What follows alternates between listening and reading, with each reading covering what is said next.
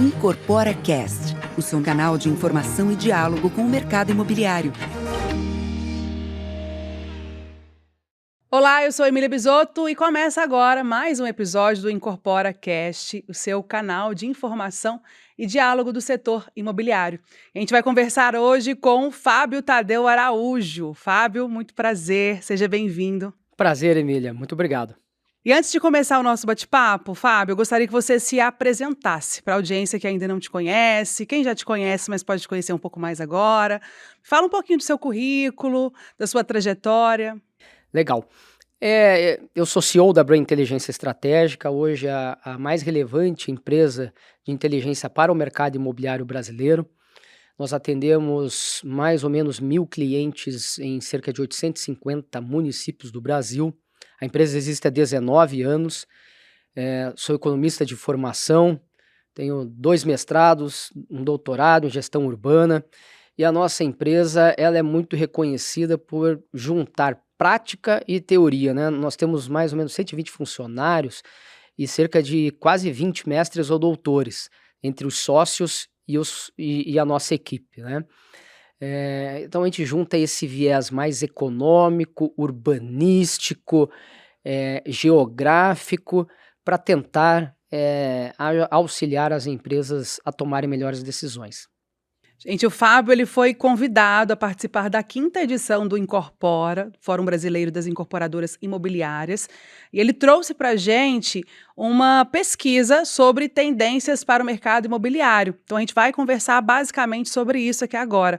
E aí a primeira pergunta é: o que é essa pesquisa e como que essa pesquisa foi desenvolvida, que na verdade são duas. Explica para a gente, por favor. São 2 pesquisas porque nós queríamos ver a perspectiva de quem produz, né, ou seja, vai desenvolver um prédio residencial, comercial, um loteamento, para o que essas empresas planejam e entendem e acreditam para 2023. Nós temos uma eleição, estamos no meio de um processo de eleição e de mudança de governo.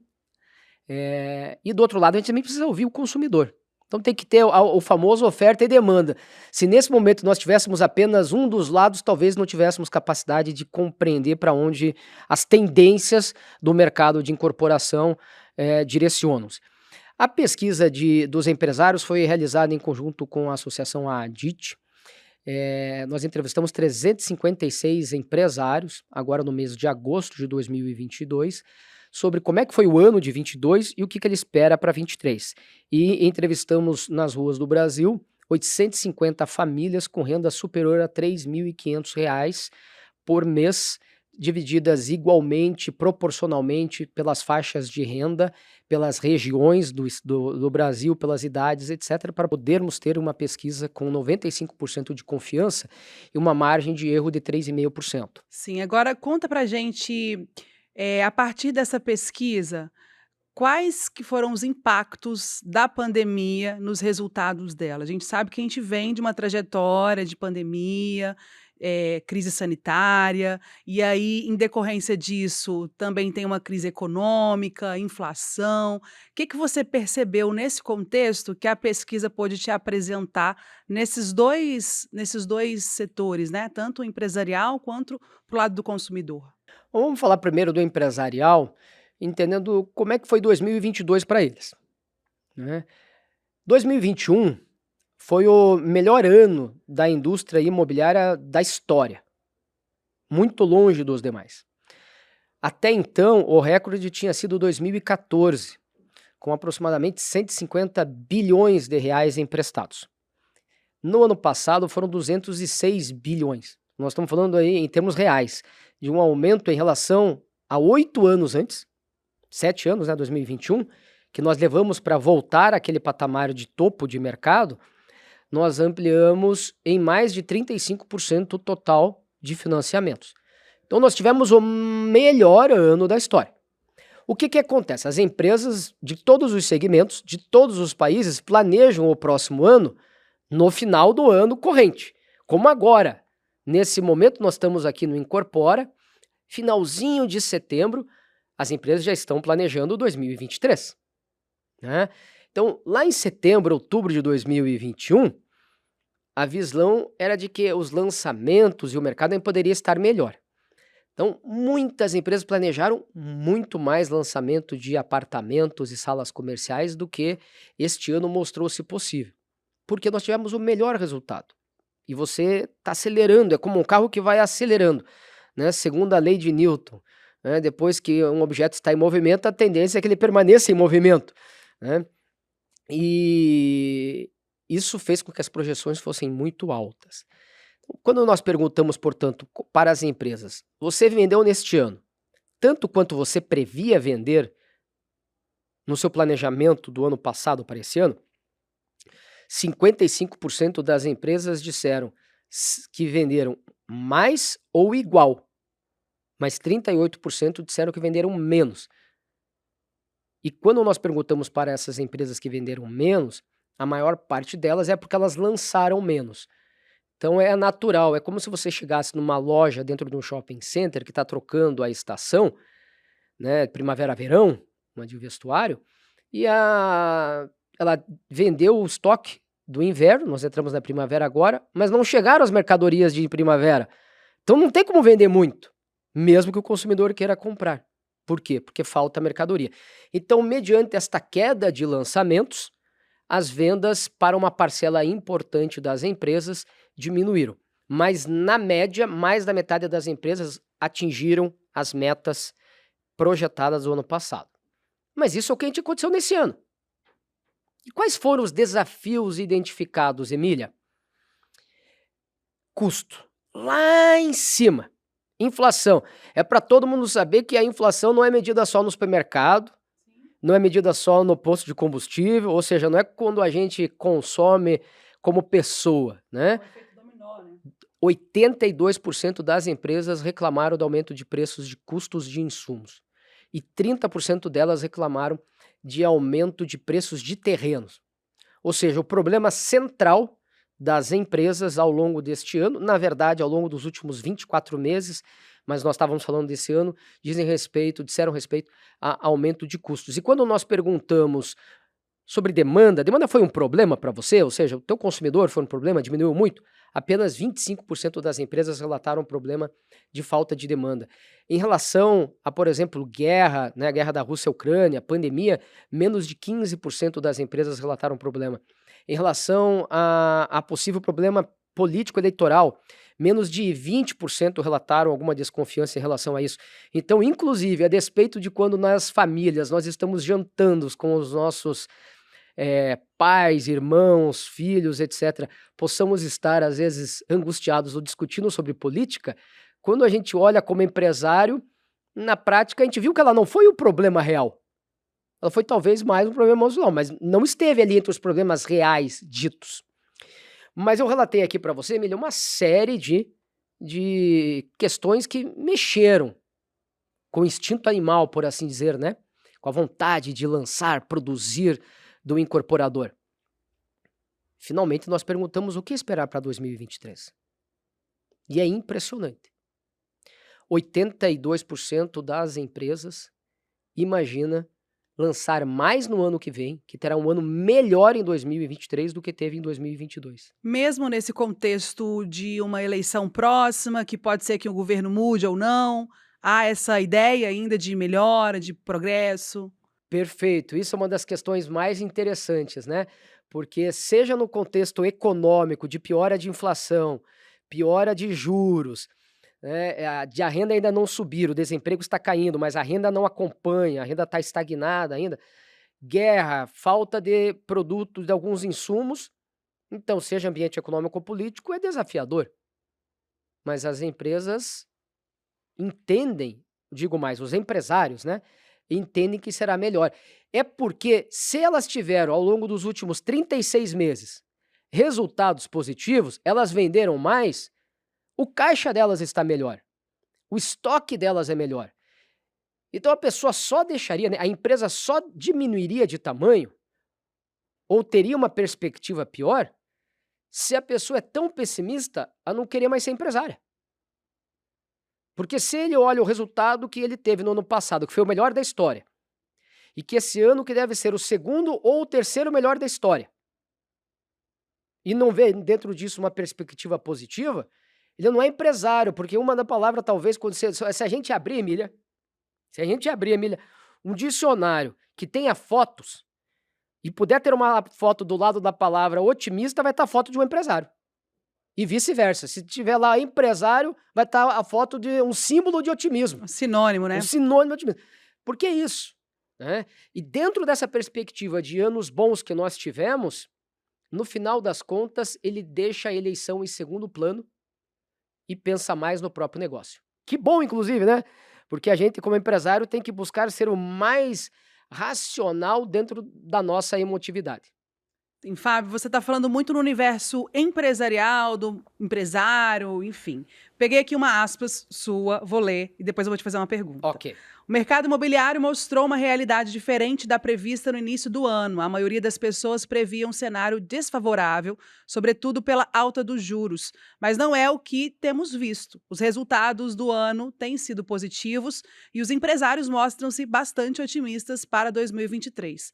Agora, no contexto dos consumidores, o que a pesquisa apontou? Eu queria que você desse mais detalhes para a gente sobre essa perspectiva e sobre a projeção de compra desses consumidores. Conta pra gente. Muito bacana. A gente também vê coisas bem distintas, Emília. Primeiro, quando nós acompanhamos os consumidores em todo o Brasil, a cada 2, 3 meses, para justamente podermos avaliar a tendência de consumo, a tendência de intenção de compra. Tem diferentes recortes que geram diferentes indicadores. O primeiro é a intenção de compra. O que ele mede? Ele não mede demanda, porque a demanda é efetivamente um processo em que o consumidor vai negociar um bem ou serviço por um determinado preço, naquele momento exato, né? Então a intenção de compra, ela mede uma vontade mais ou menos concreta, mas ela mede uma vontade. Então ela parte do que a gente chamaria, né, de um primeiro funil de demanda, que é o sonho. A gente poderia dizer que está perto do sonho. Tem pessoas que sonham para realizar num futuro longo e tem pessoas que sonham para realizar num curto prazo. Esse indicador estava em setembro de 2021 em 39%. Isso significa, portanto, que quase 40% das famílias brasileiras diziam ter vontade de comprar um imóvel nos próximos 24 a 36 meses. O que é um número absurdo, é evidente que nós não temos 40% das pessoas trocando de imóvel. Então isso já mostra um percentual elevadíssimo de pessoas sonhando longe. Mesmo nesse contexto difícil. Mesmo no contexto difícil. E no ano passado, inclusive, nós estávamos num contexto ainda mais difícil, Emília, porque a pandemia ainda se fazia mais presente, né? Nós podemos dizer que é a partir de março desse ano que a pandemia efetivamente começa de maneira firme a cair, né? Nós tivemos ainda o Omicron em janeiro e fevereiro, por exemplo, de 2022. Esse indicador estava em 39 e ele foi caindo bimestre a bimestre, a chegar agora em agosto em 33%. Isso representa uma queda de quase 20%, né? Do 39 para o 36%. E que poderíamos dizer, poxa, né, reduzimos aí de 39 para 1/3, vai ter menos gente comprando. Sim, pode ter menos gente comprando, porque seu sonho diminui, tem menos gente que pode estar sendo impactada. Mas tem um outro indicador. Nós perguntamos também para pessoas se elas efetivaram compras. Você comprou nos últimos 12 meses? E de agosto desse ano, desde, portanto, setembro do ano passado, esses 12 meses, esse número no menor patamar foi 5% das famílias, no maior patamar 6% das famílias. Então ele flutuou 5, 6, 5, 6, a famosa margem de erro. Ou seja, nós podemos afirmar que menos pessoas estão sonhando, mas o número de pessoas que continuam concretizando os seus sonhos permanece na prática estável. E os números de financiamentos imobiliários refletem mais ou menos esse equilíbrio mesmo, né? Então eu acho que essa é o primeiro recorte da pesquisa dos consumidores muito importante. Nós tivemos uma redução do sonho, mas uma manutenção da realização. Então agora resume assim para a gente, a respeito da pesquisa, quais são as tendências para o mercado imobiliário? qual que é, assim, a resposta, resumindo todos os dados, tudo que você coletou na pesquisa, conta pra gente, qual que é a tendência aí? Nossa, Emília, você faz uma pergunta difícil agora, né? Essa é, né? É, não é pergunta de US$ 1 milhão, porque não há essa criticidade, né? Mas é uma pergunta de difícil elaboração, mas eu gosto de desafio também. Então vamos lá. Nos últimos anos, nós ouvimos constantemente na imprensa, sob diferentes formatos. Quando eu quero dizer imprensa, não é imprensa apenas, né? Nos meios de comunicação, né? Mais formais, informais, redes, etc. A ideia de que as pessoas estavam valorizando cada vez mais o lado de fora da sua vida, no sentido dos seus imóveis, né? Os restaurantes, as viagens, os passeios, e menos o seu próprio lar, a sua própria casa. E que isso era uma tendência que levava, inclusive, à possibilidade de se morar cada vez mais em locais menores.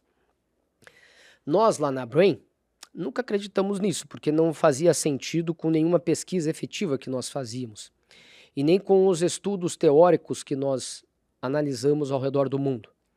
Existia, sim, como existe ainda, um aumento da busca por experiências, que se traduz quase sempre por busca de serviços, e quase sempre serviços caros, né? Quando a gente coloca viagens e experiências culinárias, elas costumam ser mais caras.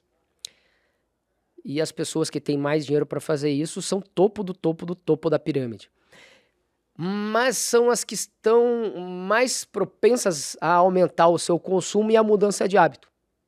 Durante o período se falou muito de geração milênio, depois de geração Z. E é quase como se nós pegássemos, portanto, as pessoas que frequentam a Califórnia, né, de altíssima renda, que tem essa perspectiva, mas não é a realidade média das pessoas. Menos ainda das cidades do interior, e em cidades do interior grandes, ou capitais do interior. Então, o que aconteceu é que não houve uma substituição de estilo de vida em que as pessoas queriam locais pequenos, ninguém quer comprar imóvel para poder ter liberdade absoluta. O que houve foi a criação de um segmento de mercado imobiliário que era muito pequeno e que passou a existir, mas a conviver com um segmento muito mais amplo, que é o das pessoas que querem viver o seu lar. E aí eu começo a chegar na sua resposta. Você precisava criar um contexto. Já que você pediu para eu resumir tudo, Emília, eu precisava criar um contexto. Que é o seguinte. Tava esperando a resposta aí. As pessoas querem viver mais o seu lar. E a pandemia aumentou brutalmente isso. Porque depois de nós passarmos tanto tempo dentro do lar, e a tal da ressignificação fez com que é lá que eu tenho a minha felicidade. Para a grande maioria das pessoas, a felicidade é estar com quem ama. Sim. E aonde você permanece mais tempo com as pessoas que você ama é no seu lar. Para quem tem filhos, isso é uma discussão zero. Porque você convive com seus filhos no seu lar. Ou depois de uma certa idade, no lar deles. E depois recebendo seus netos em casa. Eu tenho 2 filhos, uma menina de 1 ano e um menino de 9. Nada é mais feliz para minha mãe do que ela receber meu filho. Ela pode estar doente. É engraçado. Às vezes eu ligo, mãe, como é que você tá? Ai, não, hoje eu tô com alguma coisa. Assim, ela realmente com uma coisa. O Kaique estava querendo... O quê? O Kaique? Pode trazer aqui. Então... Muda rapidamente. Os amigos que nós ficamos tanto tempo distante, nenhum encontro é melhor do que o do lar. A gente gosta de ir ao cinema, ao restaurante, fazer uma viagem, um bate-volta com os amigos, mas é diferente de quando nós estamos dentro da nossa casa ou da casa deles, porque a gente se abre, eles se abrem, existe uma abertura diferente, um sentimento de algo que é privado e não público. E o ser humano é mais aberto naquele ambiente às amizades também, a poder falar coisas que não dá para falar às vezes em público. E eu poderia discorrer, portanto, de uma série de assuntos, móveis, conforto acústico, conforto de sol e luz, de varanda, de sacada, de integração, de todos os ambientes da maneira pela qual nós vivemos no nosso imóvel. Então, esse sentimento de que o lar é de verdade o centro emocional unificador da minha vida aflora de maneira estupenda nessa pesquisa de tendências. Ótima resposta. Agora sobre a questão do sonho, voltando para o que você já citou aqui, a estagnação do sonho, né? Uma pergunta para finalizar. Há uma. Para você, Fábio, você acha que os empresários e os consumidores eles conseguirão em breve voltar a sonhar? Seja da forma que for, de acordo com cada um no seu setor. Mas você acha que será possível muito em breve isso acontecer? Veja, eu acredito que eles continuaram sonhando bastante, né? É que, de novo, também, Emília, quando nós temos um ano de 2021 que é um recorde para o mercado imobiliário, né? O mercado imobiliário cresceu o dobro do Brasil, dos outros setores, portanto, da média dos outros setores, mais de 1.300.000 pessoas compraram imóveis. Então, é natural que menos pessoas também estejam procurando. E nós fizemos uma pergunta, ou uma série de perguntas relacionado ao aspecto financeiro e de endividamento e de melhoria técnico-profissional do indivíduo. E em todos os eixos de recorte, seja de dever menos, ou de ganhar mais, ou de poupar mais, ou de ter um patrimônio maior, em todos os eixos, mais de 70% das pessoas acreditam que nos próximos anos estarão financeiramente melhor, bem melhor, e quase 90% acreditam que estarão melhor ou bem melhor. Menos de 2% acreditam que estarão muito pior e cerca de 8% que estarão pior. Então, arredondando, é 90-10. 90% dos consumidores, de nós, indivíduos, acreditamos que estaremos melhores no sentido financeiro. Por isso que vira lugar comum, e tudo que vira lugar comum é porque tem um sentido de verdade, né? O famoso fundo de verdade. Da frase de que o brasileiro não desiste nunca, talvez seja a frase mais definidora dessas duas pesquisas de tendência, né? Porque tanto num viés empresário quanto num viés indivíduo, claramente o brasileiro, a despeito das dificuldades, está otimista.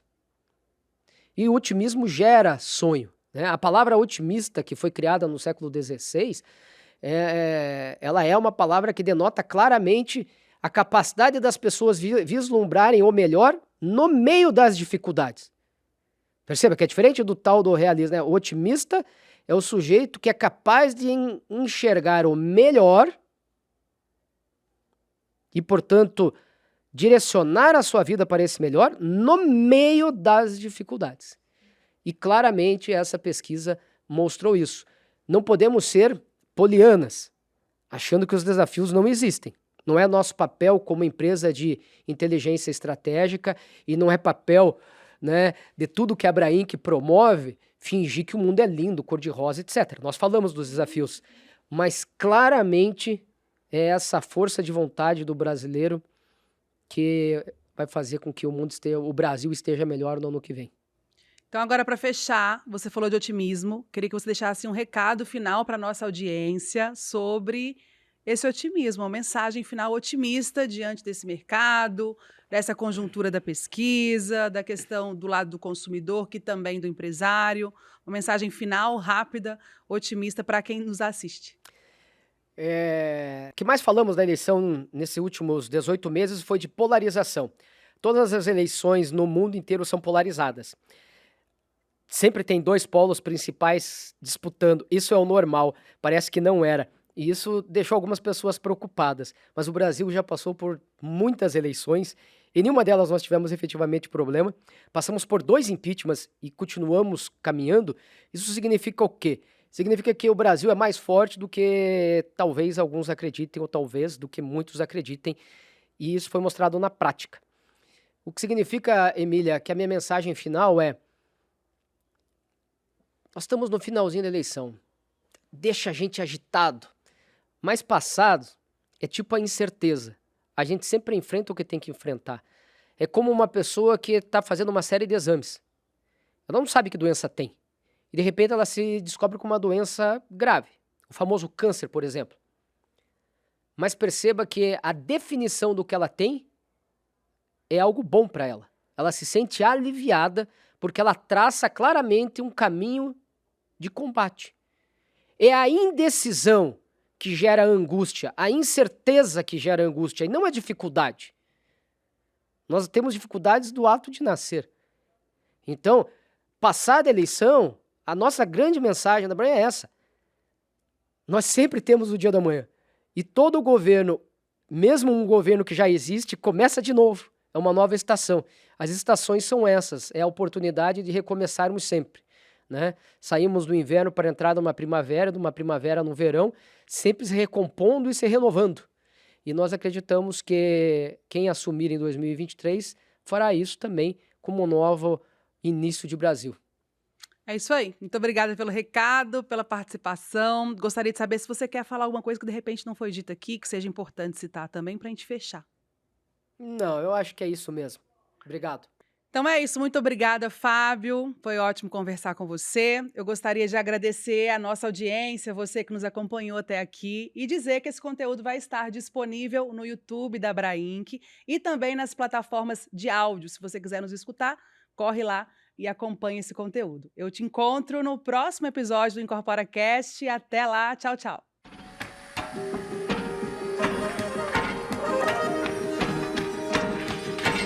IncorporaCast, o seu canal de informação e diálogo com o mercado imobiliário.